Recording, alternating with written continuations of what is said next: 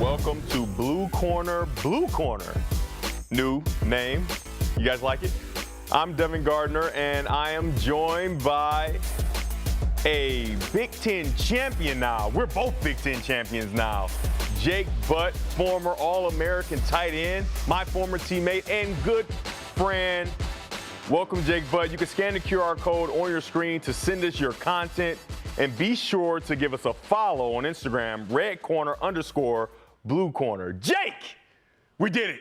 And I say we because we bled for the blue. Now, this red corner monitor, though, it looks a little out of place, doesn't it? It looks just we gotta do something with this monitor. How about we switch things up a bit with a better photo?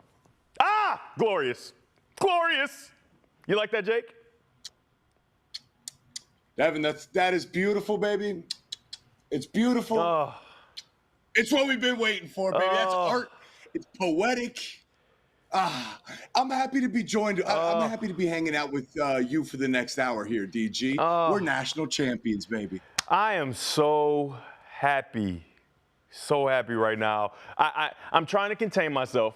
I don't know if you saw the Instagram video yesterday of how excited I was. What's the procedures? We got to figure out what to do. The game is almost here. And it came, it went. Michigan was dominant. You are in Houston currently, right? And I am a little jealous, I must say. You have to give us some kind of idea of what it was like to be in the atmosphere of such greatness. It was, it really even was the days leading up to it, man. Like, people asked me, hey, Jake, were you nervous going into the game? Like, how'd you feel? And I was like, you know what? I really wasn't nervous. I mean, talking to Blake Corum, talking to Mikey Sainristil, J.J. McCarthy, the coaches, the players, when you could just look a guy in the eyes and you're like, okay, yeah, you're going to bring it. You're locked in. That's the feeling I got talking to those dudes all week long. There was no doubt in my mind J.J. McCarthy was going to lead his guys. There was no doubt in my mind Blake Corum was going to play his best game. There was not a single doubt in my mind Mikey Sainristil was going to show up when they needed him most. So, I mean, that game was certainly dramatic.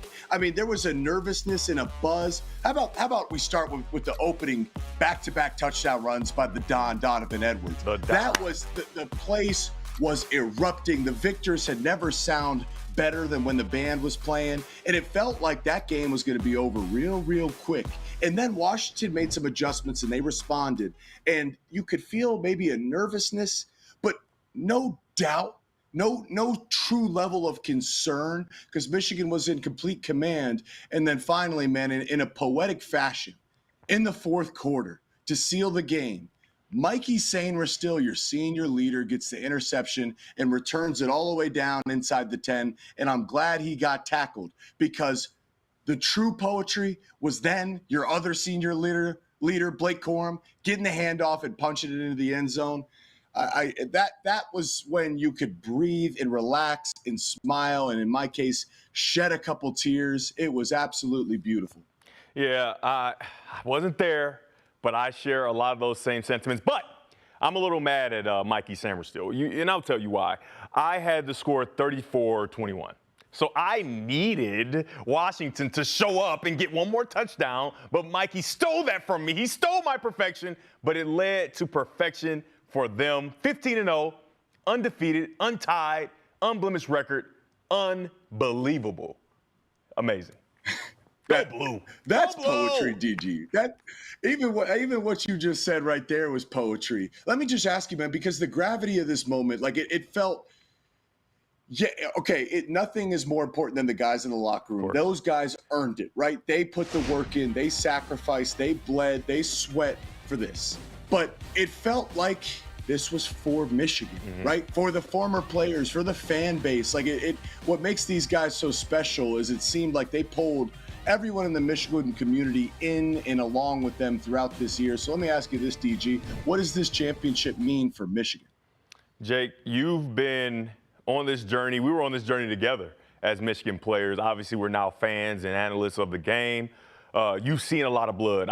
You've seen me cough up blood. You've seen us give everything for Michigan and not be able to get it done, right? Not be able to finish and get to this mountaintop that they just got to. I'm just telling you, for me personally, I never gotten a chance to see Michigan as a dominant force. You know, when we hear about it, you know, you were in Ohio, I lived in Michigan, talked about Michigan being so dominant over the years, man, the legacy. I never actually got a chance to see any of that, and neither have you, because, you know, you're younger than me. And this is the first time in my life that I was able to watch Michigan football and go into the game knowing that we're going to win, right? It's like 96.7% chance that we're probably going to win the game. And if we don't, it's because of something we did, because we're the better football team, and it's been special for me. So I transitioned to Michigan and the fan base and the university. Now we can actually stand on all that legacy that we talk about, right? We talk about how we're blue bloods, but we just haven't had the dominance of a lot of other teams that are considered blue bloods in college football. And now we can stand proudly and say we have the legacy. We've done it in the past, and now we're doing it in the present. And it's a special, special feeling for me, for you, for all that have ever bled for Michigan, all that has ever cheered for Michigan. I can't even say anything. It's just special.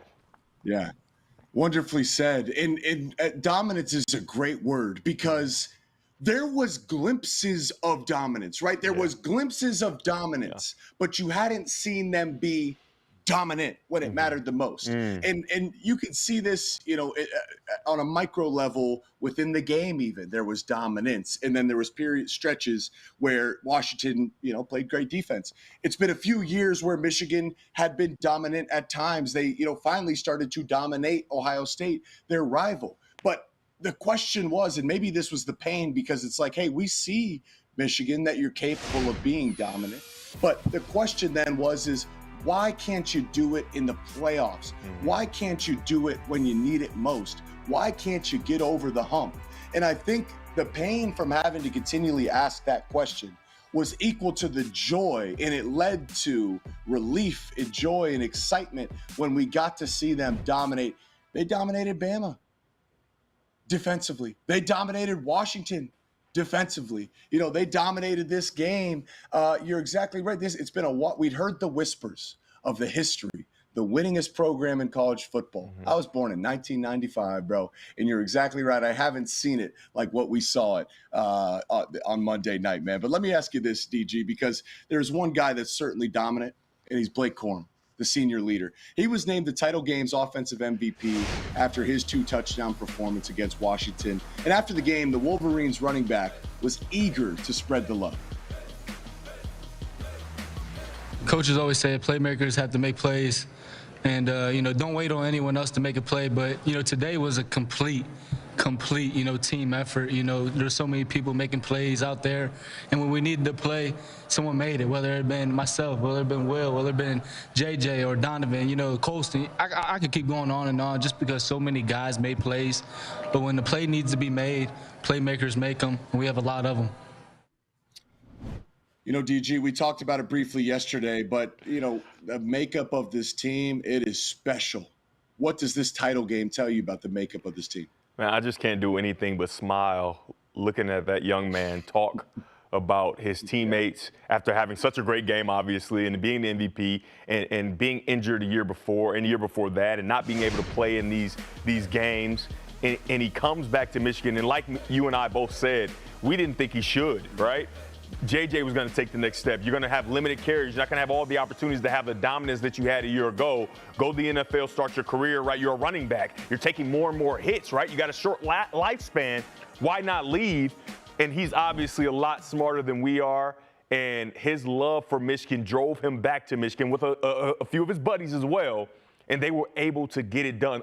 He made a promise. He made a promise, and he said there was unfinished business. And so seldom you get an opportunity to see a guy make a promise and come back and make good on that promise. Well, he was able to, and to see him in his short area quickness and seeing the Blake that we have seen for so long, the Blake that I remember watching on film is like, oh my God, is this a fast Mike Hart? Like, this guy is amazing. He put it on display on the biggest stage in college football, and he was dominant. I chose him to be the MVP yesterday. I thought that he would get it. I thought that his dominance would be the reason why not only Michigan was able to dominate, but they were able to win the game, and it came true. And in true fashion of a Michigan football player on this type of team, he gives all the credit to everybody else. I love it.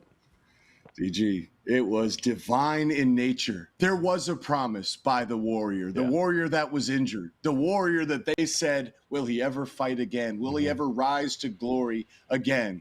And in the most unrealistic time when he's beaten and battered and bruised and cannot even walk, his promise was, I will be back and I will lead my team to a height that they have not seen in this century. And the whole world stood against him and said, I don't believe you, because I've heard many athletes and Warriors say this 100%. time and time again. But there was never a doubt. And after the game, man, I talked to Blake, I talked to Coach Harbaugh, and their relationship was remarkable. Of course, we have to talk about Jim Harbaugh's future, naturally after, winning the national title, the ultimate goal for Coach Harbaugh. One of the big topics is, hey, what's your future going to be in Ann Arbor? And you know how Jim Harbaugh is. He answered that question as only Jim Harbaugh could. I just want to enjoy this. And I hope you give me that, Can a guy have that? Does it always have to be, what's next? What's the future?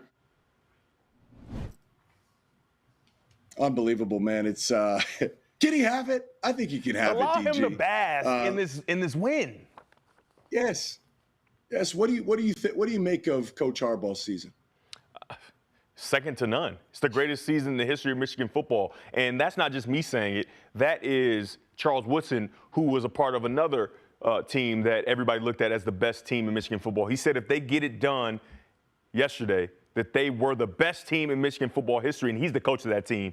And his leadership was evident throughout the entire season, obviously missing 6 games and still being able to finish those games. The first 3, you and I could have coached and it would have been fine without even knowing any of the players. Yes. But those last 3, his leadership, I think, shined through because they were still able to come away with victories, and then they went on through the playoff and won the national championship. So I think his legacy is cemented, and if he wanted to leave, I think you would support him. I would support him. He made good on his promises as well. The Michigan sun came back, and he got Michigan back to the promised land for the first time in almost a half century, right? A little over a half century, where you get an unblemished championship, untied, undisputed. It's amazing. Yeah, no, man. Whatever his future holds, he should get to bask in it. We all should get to bask in it. That's exactly what we should do. Those questions will be answered in due time. But all I could say for sure right now is I'm grateful that he chose Michigan. I'm grateful for the time. It's been almost a decade. Certainly had its highs and its lows, but it's all for this. It all worked towards this moment, and we should get to bask in it. I'll tell you what he meant to me as a coach, I will always support him. What he meant to me as a mentor and a leader to my family, what he's meant to the Michigan community. I will root for him forever, wherever he goes, whether it's in the maize and blue. Would love to have him back. But if he's a coach in the NFL, whatever team, I will root for him, man, and I know the players will. That's our team as well. So what an awesome moment, man. Excited to have a full hour with you guys, Devin. That was a great way to open this show. We will continue the praise. And coming up, Jim Harbaugh showered some high praise on his quarterback. We got to talk about JJ. Find out what he said. That and more next on Blue Corner, Blue Corner.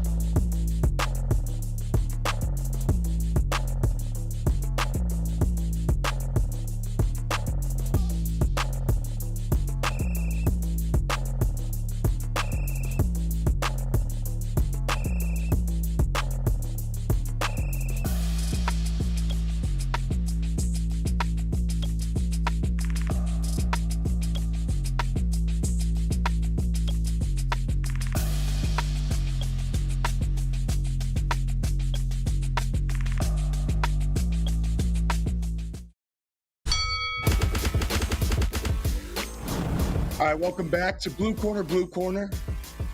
Right after Michigan became national champions last night, we were just laying it out. Coach Harbaugh wants to bask in it, but he did have this interesting quote. He said, "We're moving spring practice back. We usually start on Valentine's Day. We're going to move it back about a month. We'll have some nice weather in the spring in Ann Arbor." Of course, that is, listen to this. He's saying, we are moving spring practice back, as if he is kind of alluding to the fact he'll be back in Ann Arbor. He's saying, we're moving. What do you make of this quote, DG? Firstly, I think this is great journalism by SVP, because everybody keeps trying to hammer him with, hey, what are you doing? What are you doing? What's next? What are you doing? What are you doing? And he's like, that's too easy. I'm just not going to answer your question. I'm just going to give you whatever I want to give you. But SVP was very strategic. He said, when do you get started on stuff again? Right? When do you kind of start moving forward with, spring? You know what I mean? He kind of got him into it. And Harbaugh, he took the bait. Right? He said, hell, I already told the team, we're moving spring practice back. We're moving them back. And so I think that gives us the answer that everybody has been looking for, that he'll be coming back. And so for me, I always thought it was kind of contingent on what J.J. McCarthy would do. And for me, I think J.J. McCarthy will stay.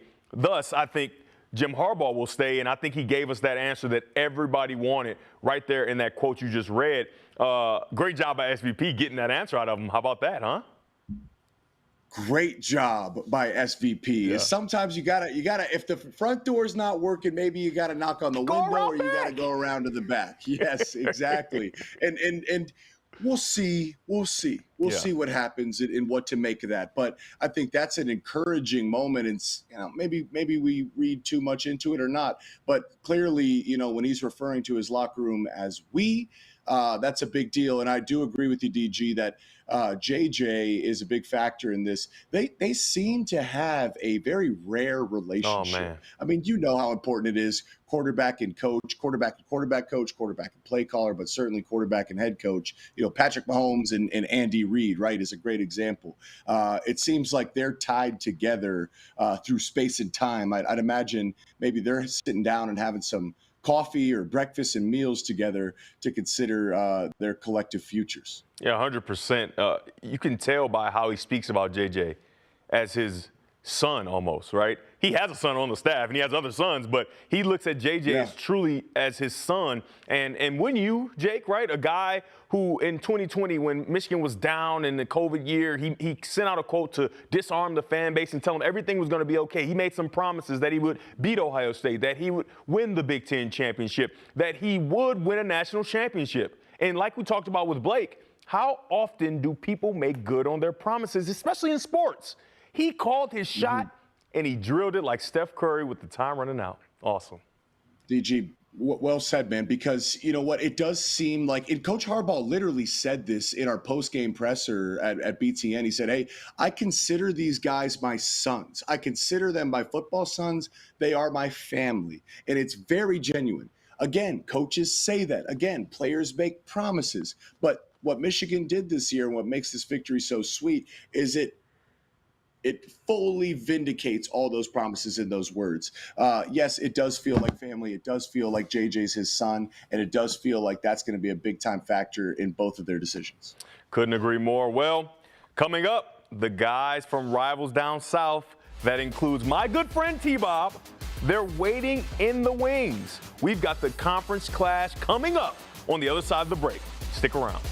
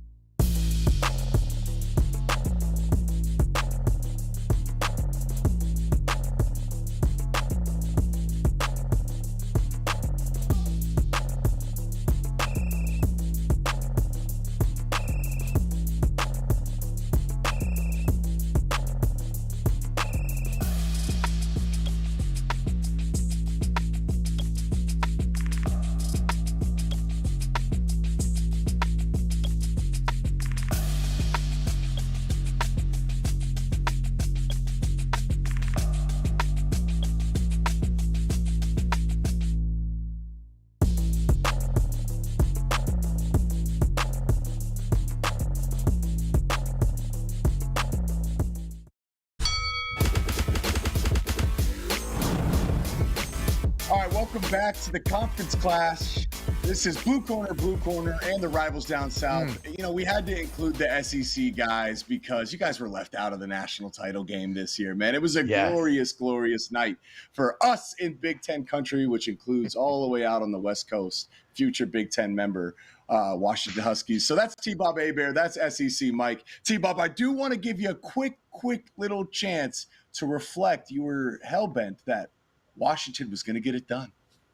Okay. Look, hellbent seems like it's doing a lot of heavy lifting there. But yes, in my post-game analysis of where I got it wrong, first off, I thought even though Michigan's defense was elite, I did think that Washington offense would have more success. Like, Michigan's defense is the MVP of the game to me. And although it looked like Washington was going to get run over early on, I actually credit that Husky defense. I mean, they ate some haymakers early on, and they managed to stabilize. I mean, Washington had 13 possessions and scored 13 points.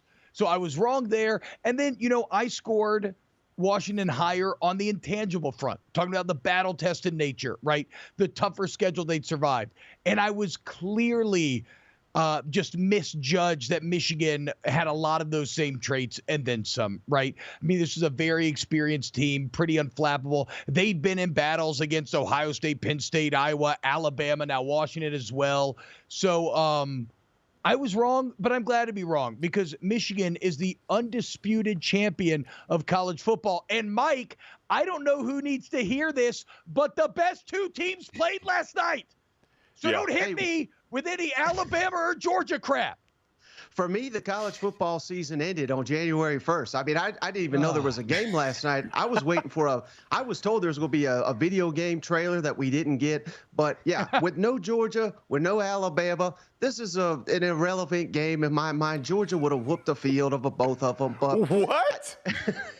I kid. No, I mean, it's good. No. It's good for the sport. I'm about to say they played a game against a team that whooped Georgia. Wait, what? Yeah. Alabama gave them that one with the garbage calls and the plays, you know, all that. But I think it's good for the sport that the SEC doesn't win every time. We can win 8 out of 10, 9 out of 10. We'll give Michigan this one. How about that? Hey, T-Bob, I have a question. I'm not a fool and I'm not a scientist, but I do know some things. And you said 13 possessions with 13 points. What's the average? It's like 1 point per possession, no? I think it's a point per possession. I mean, I'm not that smart, but, you know, it's pretty good. I mean, for my Huskies. Look, I'm an LSU grad, and I can even math that one out. Okay, let's talk about Georgia a little bit, and let's talk about the experience of Michigan because, yes, after the game, I'm hearing Will Johnson's talk, hey, can you repeat? Blake Corum says, I do think they will be back. And, you know, we'll see. There's some key pieces. Does Jim Harbaugh return? Does J.J. McCarthy return? T-Bob, you know, how hard is it to go back-to-back? And what's the likelihood Michigan will at least be in the running to compete for a back-to-back national title? I mean, it's next to impossible, right? I mean, you are just battling math and the law of averages. You are battling an entire country of other very highly paid individuals who are seeking to do the exact same thing that you are doing. But yes, Michigan will absolutely be as relevant as anyone in the country. I'm not going to say that they're my favorite to win because of the Harbaugh factor. And that's no knock on Jerome Moore. Like, I think he is awesome, right? It's just an impossible ask if you're telling me the head coach is going to leave and then Michigan wants to be the favorite when you have UGA returning Beck, Texas returning Ewers, and Alabama returning Milroe. But Michigan's right there with them returning McCarthy. It's a brutal schedule next year, too. Yeah. For Michigan. Yeah. Well, and that's the best part. As we enter some rivals down south, is that it's a brutal schedule for everyone next year, right? We are the 2020 forging of college football is nearly complete, and we're entering the new Big Ten era, the new SEC era. And everybody's going to be challenges. Losses will be more acceptable. And ultimately, the tournament is going to mean a lot more in crowning this champion. DG, I'll start with you. Who do you feel is better suited in this next era of college football, the SEC or the Big Ten, when it comes to winning titles? That's a really tough question and a good question just because the shift of different things, you have to find out. will the Pac-12 additions to the Big Ten make the Big Ten tougher, or will they bring some of the same kind of stereotypes that we know and that a lot of people believe about the Pac-12 to Michigan? Obviously, they have speed and space and all those different things, but they're just not always the most tough team, right? But down in the SEC, when you add a Texas and Oklahoma, those are teams that are kind of like SEC Big Ten teams stuck in the Big 12, in my opinion. And so you add those guys. I think that top to bottom, I would go as far as to say that the SEC may be a little more suited in those opportunities because obviously we know the biases that everybody has for the SEC. Some of it is going away, but there are still huge biases. You can see by the rankings throughout the year of teams who I didn't think were very good, but were still ranked fairly high from the SEC. And so you have those biases, and you're going to get more teams. And if you have more teams in the playoff, you have more opportunities. So I think that they are a little more suited just for now, but it's not going to last for long. Now we'll go to the host of the highest rated SEC podcast, that SEC podcast. Mike, what do you think, man? What is this SEC bias I keep hearing about? I'm unfamiliar with that, but hey, I may stun you here, but I think the Big Ten may be better suited in a 12-team format. And hear me out. It's not because the SEC is going anywhere. It's because the SEC is just absolutely loaded. I think they're going to cannibalize themselves, so to speak. And every so often, we're going to get a Michigan dream season like we just had. Ohio State, who are they going to have to get tested? I mean, they got one difficult game at the end of the year. I think it's the Big Ten's champion. I think they may be better suited because they're not going to kill each other like we are in the SEC. Where do you land, Jake? I think it's the Big Ten. Devin, you say, hey, does the Pac-12 rub off on the Big Ten? Well, does Texas rub off on the SEC in terms of folding every year when they need it the most? That would be a concern. Well, look, the SEC really is like Georgia and Bama, right? In LSU, you'll have a third team that gets mixed in there. The trends, there's an ebb and flow that happens, and it seems like it's flowing back towards the Big Ten. Michigan, we'll see what happens with Jim Harbaugh, but they've established themselves as a power. Ohio State is certainly there. I really like what Dan Lanning is doing out there at Oregon. I mean, he's quietly building a powerhouse of a program. Mm-hmm. And then you start to say, Penn State, they've been knocking on the door. They'll benefit from a 12-team playoff. Kalen DeBoer's done a phenomenal job with Washington. Lincoln Riley's a guy that always has seemingly an explosive enough offense to compete for these titles. And then you got some new coaches like Matt Rule and Luke Fickell. Fickell took Cincinnati to a 4-team playoff. So there's some questions that need to be answered, but across the board, top to bottom, I just think Big Ten is as good of a spot as you could possibly be. I think it's a bit of a wash. The one thing I would push back on, Mike, is I don't know, and I think this is a good thing. I don't know that cannibalizing is going to exist as much anymore because now that it's not an invitational, like the best teams will end up in the playoff more often than not, right? So even if you do lose to a very good conference opponent, like you're still, like, let's say, like you believe the SEC is just flat out better, but Georgia loses 1 or 2 games. Well, they'll still have the chance to prove they're better than the Big Ten, even if the Big Ten's weak, because now we will have a more complete tournament. All right. Congratulations, Jake Butt, Devin Gardner, national champs, boys. It's just an incredible feeling. I'm happy for you. I do not agree with this SEC madness. Michigan, clearly the best team in the country in the 2023 college football season. A fantastic champion. Congrats, y'all, and y'all have an excellent day. Go right blue. Now, though. Go blue. Right now, though. It's okay. Chill out. All right. Go Tigers. Right now, though, it's time to talk odds. As you're seeing right here on the screen, here are the current odds released today for who will win the 2024 College Football National Championship. Georgia sits atop, followed by Alabama, Ohio State, which I find to be very interesting, Texas, and Michigan.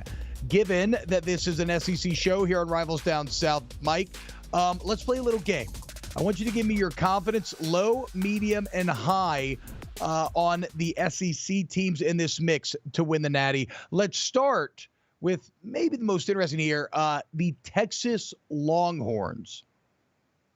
I would have to go low on the Texas Longhorns. I mean, this was the year for them. I'm still not fully bought in on Steve Sarkisian as being an elite head coach. We all know he's an elite play caller, maybe the best play caller in all of college football. But can Texas really get there back-to-back years going into a new SEC? I think every time they take the field in the SEC, they're going to have a target on their back, something they're not used to in the Big 12 outside of that Oklahoma game, which they lost this year.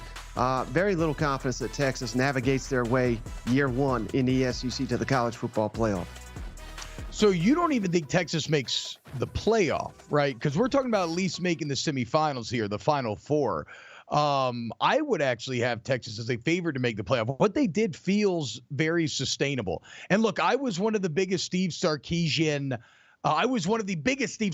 doubters. Like Texas fans, I've been eating crow all season long. Sark had never won 10 games. He never done this. He never done that. Well, he did all of that this season. And I don't think there's any shame in losing to a Washington team in the manner that he did and almost having a chance to win at the end of the game. I think they have to replace weapons, but I think the way they've recruited, returning Quinn Ewers, I think they make the 12-team playoff.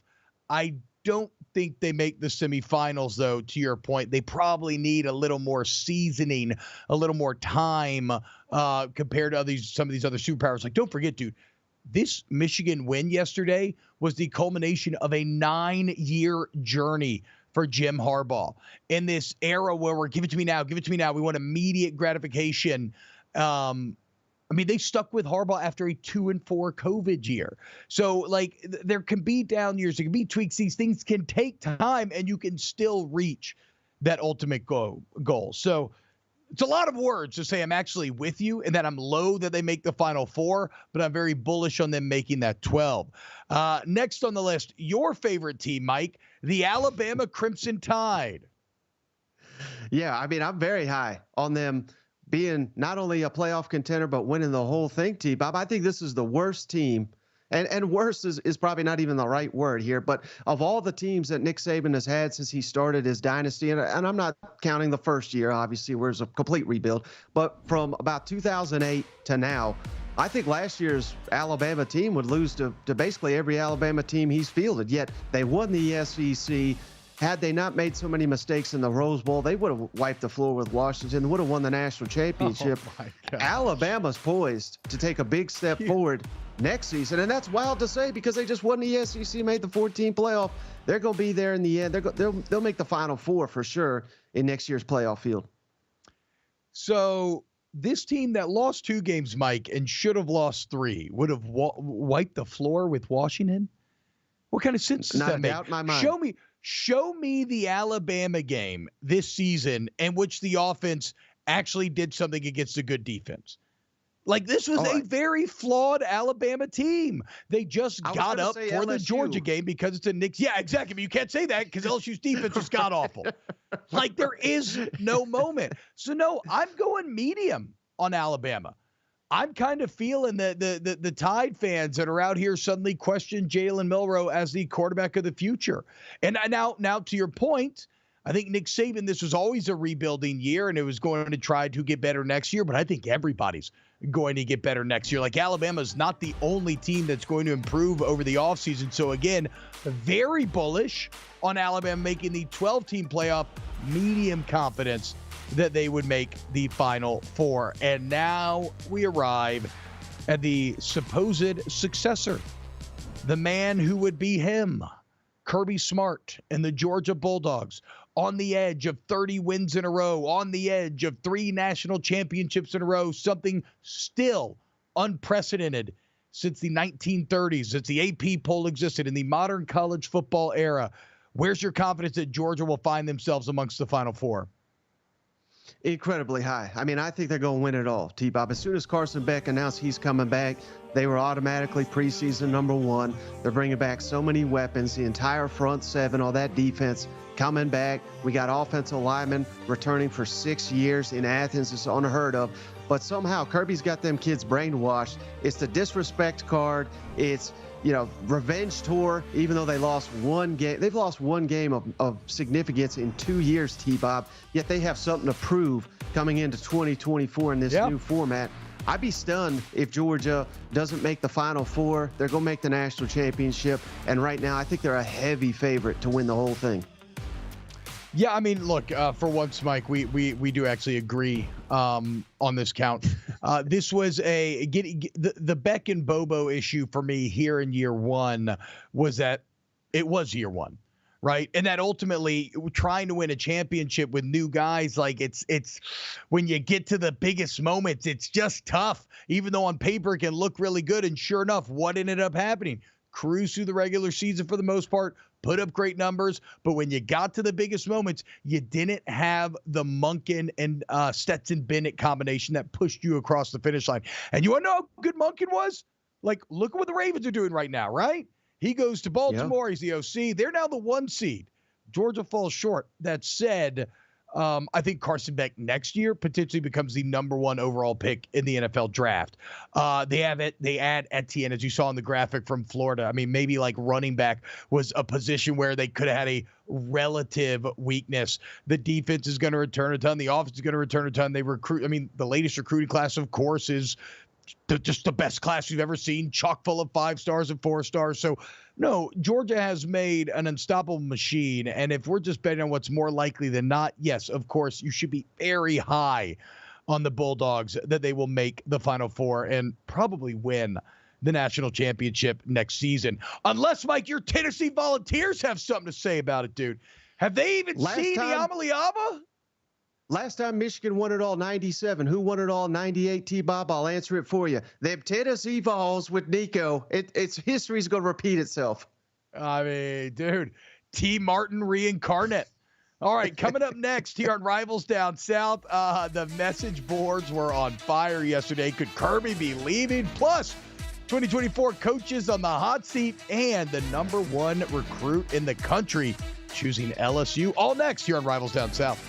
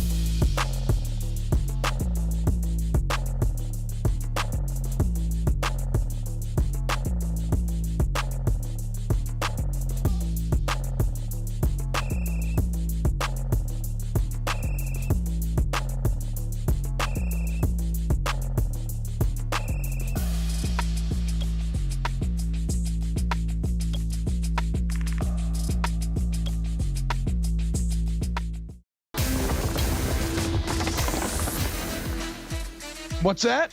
Welcome back. Rivals Down South. Uh-oh.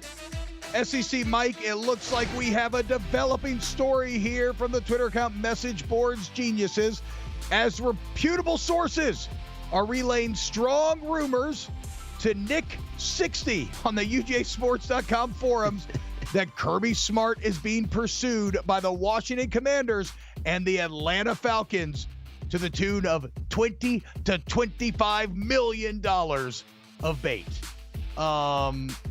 Look, okay, well, help me out with this, Mike. I don't know if this is fair, but something about Kirby Smart just feels so college, right? I don't know why, because he's an incredible leader. And when I see his halftime speeches and I see his post-game speeches and his pregame and I see his scheme, all of it would play in the NFL. He's obviously excellent at roster management, scouting, all this other sort of stuff. I don't know if it's just because he looks like a college frat kid. Like, why do I feel like Kirby Smart's just never going to go down to the NFL? I think it's because he's a Southerner. He played at Georgia. He played well at Georgia. His father's a high school coach in Georgia, very successful. It's just different than a Nick Saban, an Urban Meyer. These are mercenaries from up north that invade our land, that lead these successful programs that always seem to be eyeing something else. There's nothing left for Kirby, at least in the college game. The only other challenge left on his bucket list is got to be the NFL. Do something Nick Saban never could. You want to prove you're better than your father, your mentor, go win big in the NFL. That's the only thing that I think would get Kirby to go take that challenge. Yeah, Nolan Hawley says, I'd be shocked if he's left. He's in the middle of a lucrative extension already. I will say this, if he did leave, oh my God, the amount of pleasure that I would take in drinking those Georgia tears. I would salt burn those Dog fans. You'd catch me at the bottom of the tub just slurping them up. Unfortunately, just don't think that's a reality we live in. One reality we do live in is that our excellent producer Dennis earlier, Mike, asked us for our picks on which coach was on the hot seat going into 2024. And again, we hold these truths to be self-evident. It is most obviously Black Spot Billy. As the Pirate Lords have sent him his black spot, he is a dead man walking. There's a price on his head. Like, he's 11-14. You see it right there. 2 years at Florida. The Florida schedule may be the most brutal in the entire country. The recruiting class that was so heralded completely shattered on signing day. Unfortunately, I mean, it's got to be Billy Napier. Right, and I even got asked by a Florida fan today, T-Bob. Expanded playoff. Can the Gators, can they make that jump? I mean, it's playoff or bust all across the SEC now. Let's get to a bowl game before we're talking playoffs, but that's the standard there at the Florida Gators, even though I've only done it for about 10 years of 120 years of football existence. This is a difficult job. You mentioned the schedule. I mean, he's coach of the year if they go 8-4 next year, which won't touch the playoff. I don't even think he's going to survive the entire full season. No, and I mean, we didn't even mention they've had transfers, just fleeing. Right. And what do they say? Sticking with our nautical theme here, the rats fleeing the ship, right? That's when you know you're in trouble. And so, unfortunately, Napier is probably going to have to go down with that ship, but it should be a very attractive job to whoever's next. I mean, I feel you. It is hard, and traditionally their history would dictate that it's not the best, but talent-rich state. They got brand new facilities. Unfortunately, nothing we've seen leads you to believe that he'll be the one. Well, except for beating Tennessee. What happened there, Mike? How'd that happen? Trying to figure that one out. They didn't beat Nico, I'll tell you that. Yeah. Yes. I love it. So that's going to be all Tennessee fans' responses for the entirety of the offseason. No, Nico, dude. I mean, what do you mean? Complete every team. Yamalama. We're in the Final Four. Washington. What? Get out of here. And then finally, big news in my neck of the woods. You see the LSU jerseys behind me. The number one recruit in the entire country for 2025, according to all major recruiting services, is a quarterback, Bryce Underwood from Michigan, just chose to throw his lot in with LSU. And LSU's on a bit of a heater in this 25 class right now, Mike. They've got the number one wide receiver in the country, the number one running back in the country, and now the number one quarterback in the country, all committed. It's the number one class. Do you think there's any chance they hold this thing together? Well, I think the real question is how many of these guys does he take to Michigan when he replaces Jim Harbaugh? No, I get it. And you got Blake Baker, the defensive coordinator. You're right. LSU's on a heater right now. you sell the future, you sell Heisman's, you sell 20 wins in your first 2 years, including an SEC West title. I mean, this is the hopes and dreams of LSU. I think they retain all this talent because they're going to need it, T-Bob, because I think next year is going to be a down year. I don't think LSU's a playoff contender, but believe it or not, I think the kids want to go somewhere where they're missing those pieces because they'll know they'll play day one. That's what a lot of these 5 stars are more interested in than anything else, getting on the field immediately, playing big roles for a big-time program. Yeah, and it's interesting because I think they really are buying into the vision that BK is selling them, and it is that vision of returning to the top. And it's not too dissimilar from kind of what Dylan Raiola was sold on to Nebraska, right? Why go to Georgia? Why go to Alabama and be the latest in a line? Why not come here and do something that has been done before, but not as often? Like, it's not a full Nebraska, but it's kind of in that same vein. It's funny that you mentioned that next year you don't expect LSU to be a playoff team, because I'm inclined to agree with you. But let's be clear. Those are the expectations. Brian Kelly has been saying for years now that year 3 was going to be the jump. Even before this last year, as we're all crowning him, he was being a little hesitant, saying, well, let's wait and see with year 3. You just fired the defensive staff. You pay Blake Baker, make him the highest paid coordinator in the country, $2.5 million a year. You like your quarterback, even replace Jane Daniels. Like, fair or not, they expect Brian Kelly to make the playoffs. So we will see. Coming up next, we have a brand new College Football Hall of Fame class, which means it's time to take a trip down memory lane on Rivals.